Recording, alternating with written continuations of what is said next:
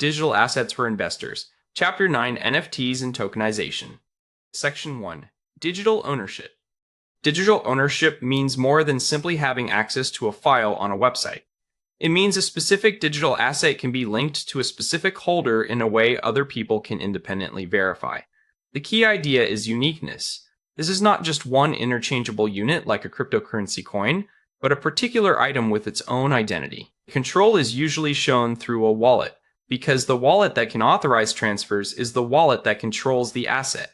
That ownership record can also be transferred, so the asset can move from one person to another without relying only on a company to update a private database. For investors, the important shift is from platform-granted access to publicly checkable control. That is very different from how most digital goods worked for many years. When people bought a song, a movie, or an in-game item, they often purchased a license to use it under platform rules rather than true ownership. The company could limit access, prevent transfers, or even revoke use if the account or service changed. In those systems, the official record usually lived inside the company's own database, so users had little independent proof beyond the platform itself. This meant you might have paid real money without gaining meaningful resale rights or durable control. From an investor's perspective, that distinction matters because an asset with restricted transferability behaves very differently from one you can actually own and move. NFTs changed the model by giving unique digital items their own blockchain-based record.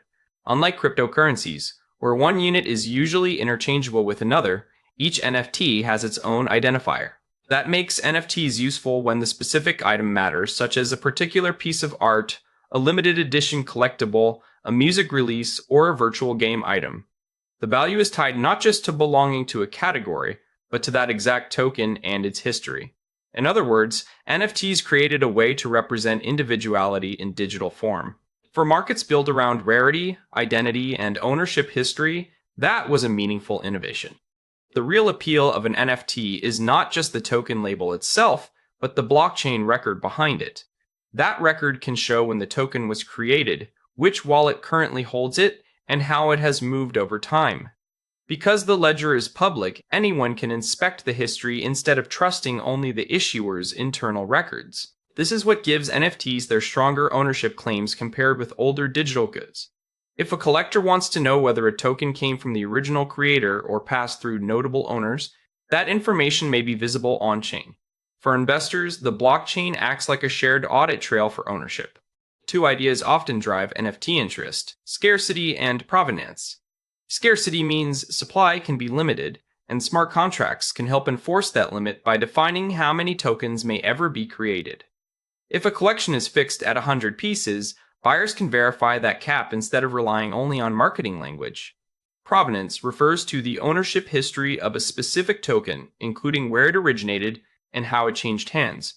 That history can matter a lot in collector markets, where origin and prior ownership may affect perceived value. Together, scarcity and provenance make digital items behave more like traceable collectibles and less like endlessly reproducible files. In practice, digital ownership usually follows a simple chain of events.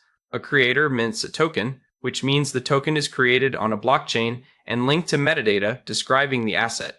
The smart contract also sets important rules, such as whether the token is one or part of a limited edition. Once the token exists, ownership can move between wallets through blockchain transactions. Wallet apps and blockchain explorers then let people check who holds the token and how it got there.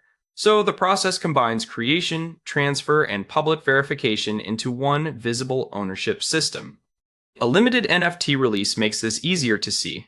Imagine an artist mints 100 pixel portraits and a collector buys portrait number 42. Later, that collector resells the same token to someone else. The blockchain can show the original mint, the first sale, and the resale, all tied to that exact portrait. A buyer can therefore ask practical questions such as whether this token came from the artist, whether it is really number 42, and how many total portraits exist. That traceability helps support authenticity and transferability in a way older digital collectibles usually could not. Even so, ownership has important limits. The token itself may live on-chain, but the associated image, audio, or video file is often stored somewhere else, such as a server or decentralized storage network. If that storage fails, becomes unavailable, or is poorly maintained, the token can still exist while the user experience breaks down. In that case, you may still own the token, but viewing or using the underlying media may become difficult.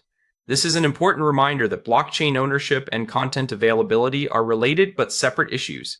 Investors should always ask what exactly is on-chain and what depends on external infrastructure. Another common confusion is the difference between token ownership and copyright ownership.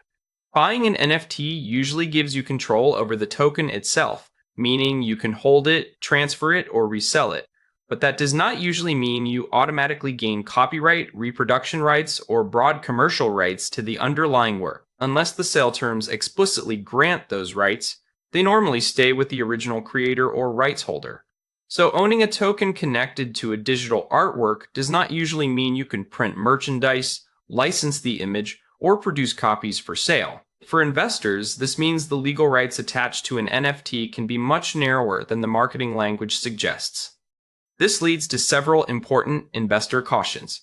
First, do not assume the token is the same thing as the underlying file, because the ownership record, metadata, and media can all depend on different systems. Second, scarcity alone does not create value. A rare asset still needs real demand and a reason for buyers to care. Third, wallet security is critical because control of the wallet often means control of the asset. And finally, centralized metadata or hosting can weaken the durability of the NFT if outside services fail or change. Digital ownership can be powerful, but it still requires careful due diligence. Section 2, NFT ecosystems. Once you understand the token itself, it helps to zoom out and look at the full ecosystem around it. An NFT ecosystem includes the creators who launch collections, the collectors who buy and use them, the wallets that connect users to blockchain activity, and the marketplaces where discovery and trading happen. Under all of that sits the infrastructure, the blockchain, the smart contracts, and the storage systems that support the content.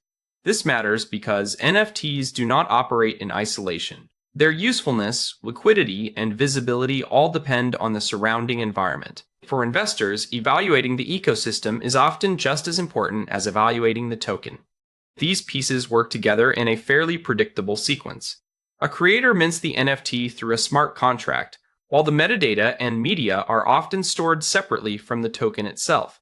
The asset is then listed on a marketplace, where potential buyers can discover it.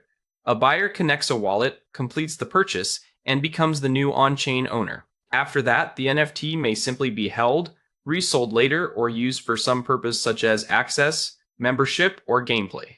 Seeing the full chain helps investors understand where technical, market, and operational risks can enter the process. At the center of this system is the smart contract. Minting creates a unique token ID, and the contract keeps track of which wallet owns that token at any point in time.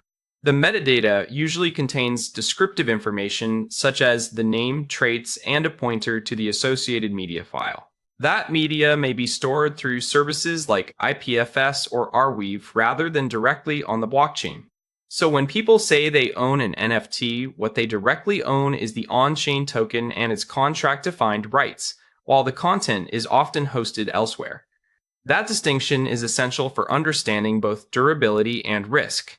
After minting, NFTs usually enter marketplaces where price discovery begins. Owners may list them at a fixed price or offer them through an auction, and the marketplace may receive permission to help execute the transfer. When a sale happens, the proceeds are often split among the seller, the platform, and sometimes the original creator. Secondary sales can include royalties, but those royalties are not always guaranteed across every platform. Some marketplaces enforce them strongly, while others make them optional or reduce them. For investors and creators alike, marketplace policy can materially affect returns. NFT platforms also differ in how open they are. Open platforms allow broad minting and trading, which supports experimentation and rapid growth. That openness, however, can also attract spam, imitation collections, and lower quality offerings. Curated platforms take the opposite approach by approving creators or collections before listing them. This can improve quality control and brand reputation, but it can also limit access and reduce variety. Neither model is automatically superior. They simply serve different goals. Investors should understand whether they are entering a broad, chaotic market or a more controlled one. The strongest ecosystems often benefit from network effects. More creators attract more buyers by increasing choice and diversity, while more buyers attract additional creators by bringing attention and revenue potential. As activity grows, developers may build analytics tools, trading interfaces, lending features, or community services around the ecosystem. Community interaction can deepen engagement and make holders feel more connected to the project. In good cases, utility, visibility, and liquidity can reinforce one another. That feedback loop is one reason a leading NFT ecosystem can become more valuable than a collection viewed in isolation. Some NFTs also gain relevance because they do more than sit in the wallet as collectibles. They can function like digital access credentials, unlocking private communities, event entry, DAO voting rights, early access to future releases, or in-game features. In those cases, the token's value may come partly from what it lets the holder do, not just from what someone else might pay later.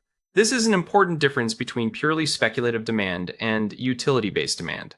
A project with real ongoing use may be more resilient than one driven only by hype. Still, utility has to be meaningful and consistently maintained to matter. Bored Ape Yacht Club is a useful example because it shows how one project can become an ecosystem rather than just a set of images. The collection launched 10,000 ape NFTs on Ethereum, and owners could hold them, trade them, and use them in ways connected to the broader brand and community. A resale might involve seller proceeds, marketplace fees, and creator royalties, so the economics extended beyond a simple one-time purchase. The NFT also linked together the blockchain, the wallet, the market, and the social layer of the community. Whether or not one likes the project, it illustrates how NFTs can become hubs for multiple forms of activity. For investors, that broader ecosystem often matters more than the artwork alone. Even vibrant ecosystems carry meaningful risks. Fragmentation across blockchains can limit portability, so an asset popular in one network may have little relevance in another. Liquidity can also be thin, which means a listed price may not reflect what a seller can actually realize. Platform dependency matters too, because if a marketplace loses traffic or access, discovery and trading may become harder even when the token still exists on-chain. Storage problems can break displays or reduce trust, and transaction costs can materially eat into returns. In NFT markets, technical structure and market structure are deeply connected. A practical way to evaluate an NFT ecosystem is to review marketplace signals with a skeptical eye. Start by checking royalty rates and whether those royalties are actually enforced, because that affects incentives for creators and platforms. Then look at floor price, trading volume, and how stable or erratic that activity appears over time. The number of unique owners can also reveal whether the market is broad or concentrated in a few wallets. It is worth asking whether trading is genuinely active or just looks active during occasional bursts of speculation. Most importantly, separate community excitement from durable value, because strong social energy does not always translate into sustainable demand. Section 3. Tokenized real-world assets. NFTs deal with digital ownership, but tokenization can also extend to assets that exist outside the blockchain. Tokenized real-world assets, often called RWAs, are blockchain tokens tied to something off-chain, such as real estate, gold, invoices, or royalty streams. These tokens may represent ownership interests, economic claims, or other contractual rights connected to the underlying asset. The crucial point is that the token is not the same thing as the asset itself. Its value depends on how strong that off-chain connection really is. For investors, the quality of that link matters far more than the token interface alone.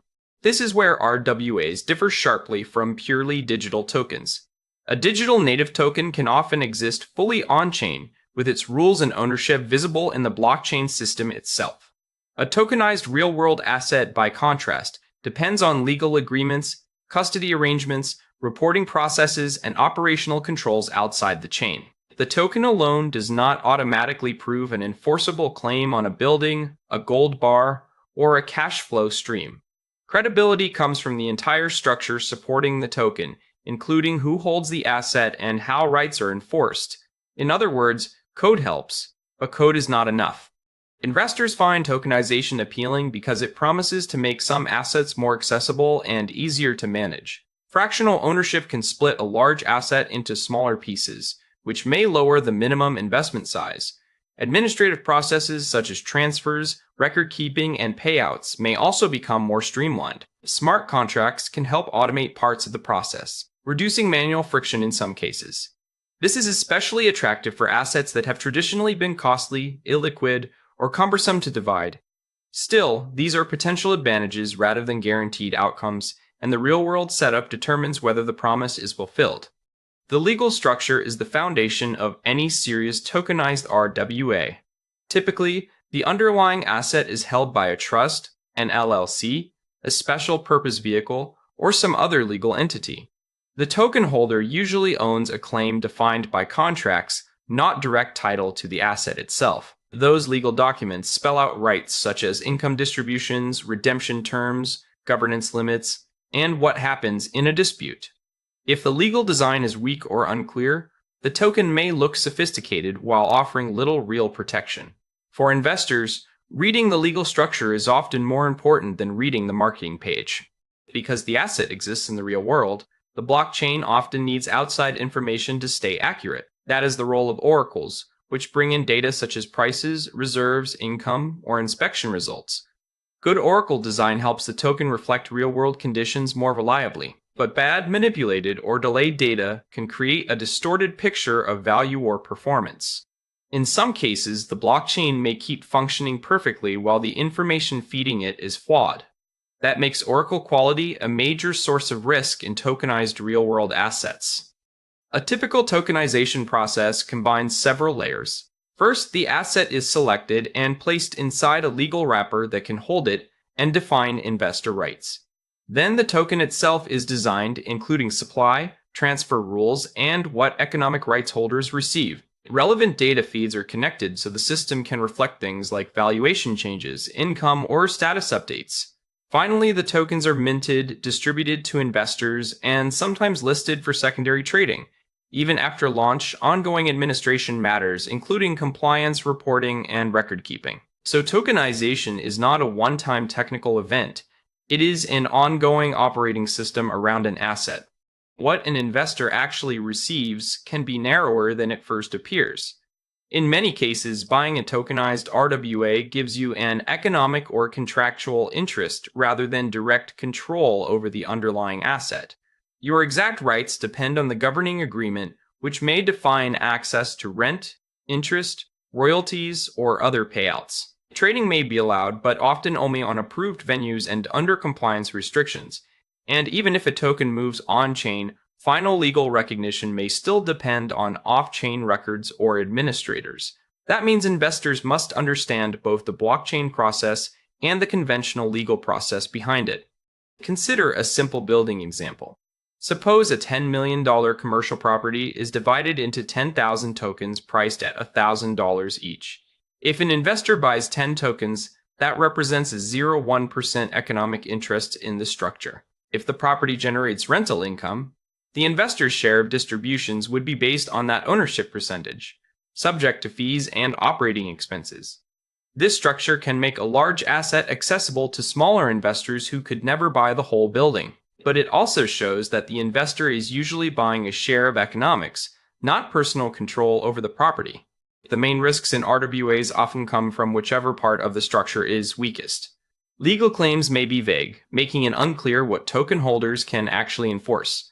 Oracle data may fail, lag, or be manipulated, which can distort pricing or payouts. Liquidity may still be limited even when the asset is tokenized, so an investor may not be able to exit easily. On top of that, securities law, property law, tax treatment, and anti-money laundering rules may all apply.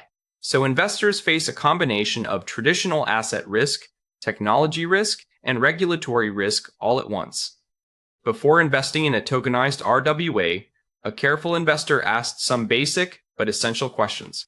Who legally holds the asset? And through what entity or custody arrangement? What exact rights do token holders have, including income rights, redemption rights, and any governance rights? How reliable are the data sources, audits, and record-keeping systems that support the token?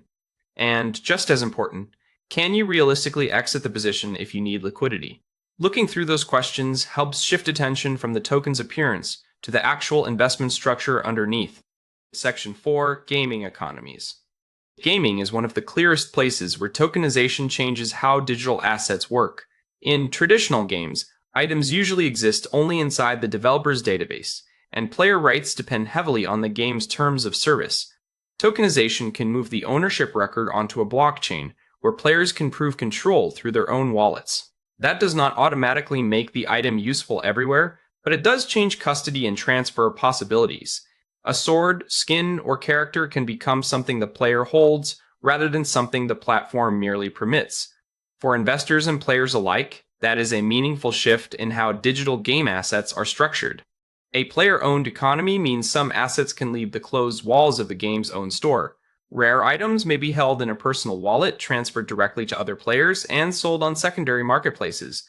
That creates a more open economy than the familiar model where purchases remain trapped inside one game account. It can also create real market pricing for desirable in-game assets. At the same time, player-owned does not mean fully independent from the developer, because the game still decides whether and how to recognize those assets. So openness increases, but dependence does not disappear. This leads to one of the most important ideas in gaming NFTs. Ownership does not equal utility. A player may own the token in a wallet, but the developer still controls what that token does inside the game. The studio can change item stats, rebalance gameplay, remove support, or alter rarity classifications. That means an item can remain fully owned on-chain while becoming less useful, or even useless, in the actual game environment. This is very different from owning a physical collectible whose properties do not depend on a live software system. Investors should treat token ownership and in-game usefulness as related but separate questions. Many blockchain games use a two-part economy. A fungible token acts like in-game money, while NFTs represent unique items, characters, or skins. Players may earn the fungible token through gameplay and then spend it on upgrades, crafting, or attempts to acquire new NFTs. The NFTs, in turn, can differ by rarity, attributes, or gameplay effects, and may trade individually on a market. This creates a loop linking play spending, ownership, and speculation. When evaluating these systems, it is important to understand both halves of the economy, because token inflation or poor NFT design can undermine the entire game. A tokenized game item often moves through several stages.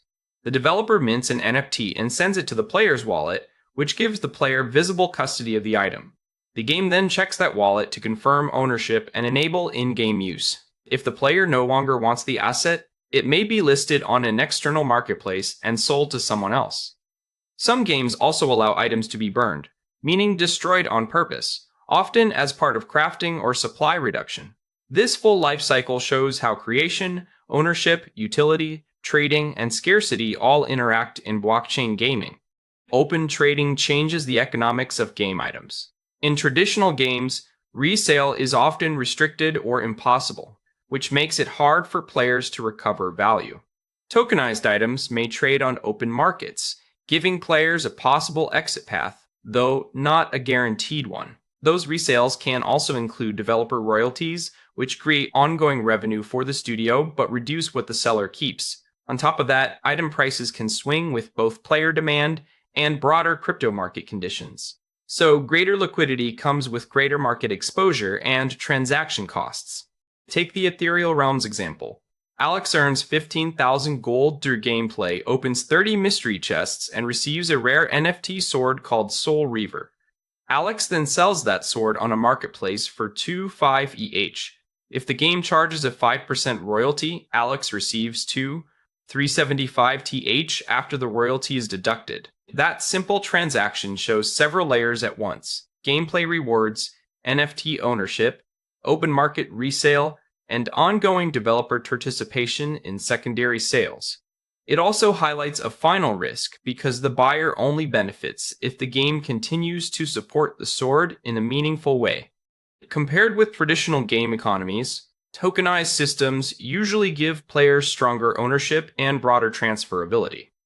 Assets may be sold outside the game, and in some cases there is at least the possibility of cross-platform use. But interoperability is often more theoretical than real, because developers must still choose to support the asset elsewhere. Traditional systems keep tighter control and usually trap liquidity inside the game environment. Tokenized systems expand market access, but they do not remove the developer's power over rules, balance, or item utility. So the investor should see tokenization as an added layer, not a complete transfer of control.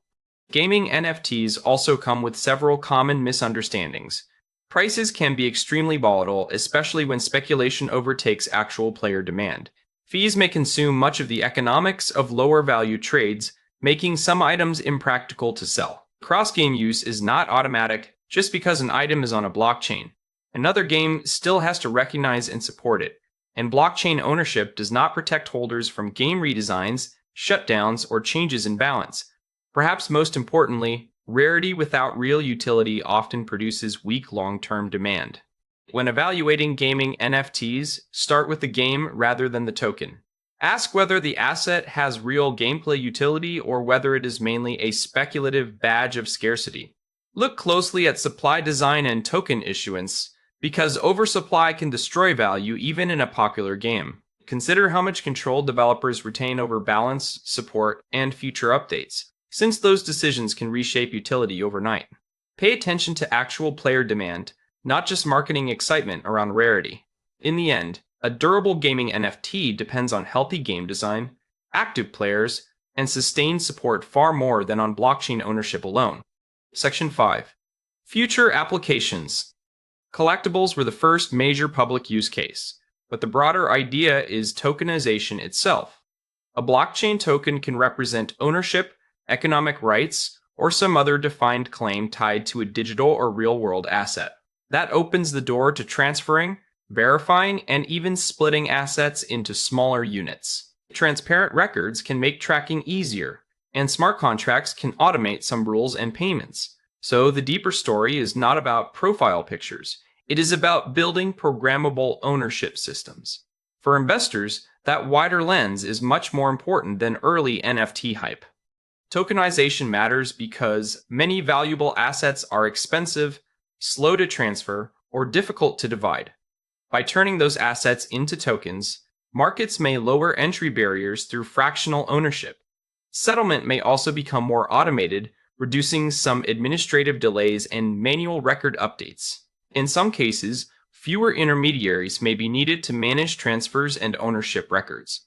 Hard-to-trade assets could even become more liquid if tokenization attracts more participants. Still, liquidity is only potential. It depends on demand, legal design, and reliable market infrastructure. Two often discussed applications are real estate and intellectual property. In real estate, tokenization can divide a property's future economic value into smaller shares, allowing investors to participate in rent or profit sharing without buying an entire building. In intellectual property, creators might tokenize royalty streams from music, books, films, or patents. That could help them raise capital up front while giving token holders a claim on future income. In both cases, the attraction is the same, breaking a large, uneven stream of value into smaller, investable pieces. But the success of the model depends on clearly defined rights, payout rules, and trustworthy administration. Not all tokenization use cases are mainly about investing. Some focus on verification, provenance, and selective disclosure of information. In supply chains, tokenized records could help track where goods were produced, how custody changed, and whether an item is authentic. In identity systems, tokenized credentials might let someone prove only what is necessary, such as being over 18 or holding a certain certification, without exposing all of their personal data. That selective verification could reduce unnecessary data sharing. But these systems only work well if the original data entered into them is trustworthy and privacy protections are strong. Carbon credits are another area where tokenization may improve transparency. A token could represent a verified carbon credit, and when that token is traded or retired, the record would be visible on-chain. This could make it easier to track creation, movement, and final use of environmental credits. In theory, that improves auditing and reduces confusion about whether the same credit has been claimed more than once. But the blockchain record is only part of the story. The real credibility of a carbon credit still depends on high-quality off-chain verification and environmental standards. A workable tokenized asset requires much more than writing a smart contract. First, the asset has to be identified clearly and ownership must be confirmed. Then it needs a valuation approach and the token design, including how many tokens exist and what rights they carry. The legal wrapper is especially important because it connects the token to enforceable off-chain rights. After that comes compliant distribution, administration, and ongoing data updates such as appraisals, revenue reports, or certifications. In other words, tokenization is part legal design, part operations, and part technology. Imagine a filmmaker tokenizing part of a movie's future income. The project issues 12,000 tokens at $100 each, raising $2 million in upfront production capital. Token holders are promised a proportional share of quarterly net revenue, and after each reporting period, the payout is distributed through the system. If the film performs well, token holders receive cash flow and the token's market value may rise. If results disappoint, both payouts and resale value may fall. This example shows how tokenization can function like a financing tool, but only if reporting, legal enforceability, and investor rights are clearly defined. Several obstacles could slow adoption even if the idea is promising. Regulators may classify some tokenized assets as securities, which changes who can issue them, who can buy them, and how they can trade. Fees and network limitations can also make some systems too costly or too slow for mainstream use. Oracle failures can distort the data that token value depends on, and wallet management remains difficult for many ordinary users. Platform fragmentation can further split liquidity and reduce interoperability, so the path to adoption depends not just on innovation, but on solving usability, compliance, and infrastructure problems. A balanced view is the right ending point for this chapter. Tokenization could broaden access and create entirely new kinds of markets, but simply placing an asset on-chain does not make it investable. Legal rights have to be clear, off-chain data has to be reliable, and liquidity has to exist in practice rather than just in theory. Good design also needs to include a usable experience, because a technically elegant product can still fail if investors cannot understand or access it. The best opportunities will likely combine strong legal foundations, credible administration, and genuine market demand. For investors, the central question is never just whether an asset is tokenized, but whether the whole structure around that token is sound.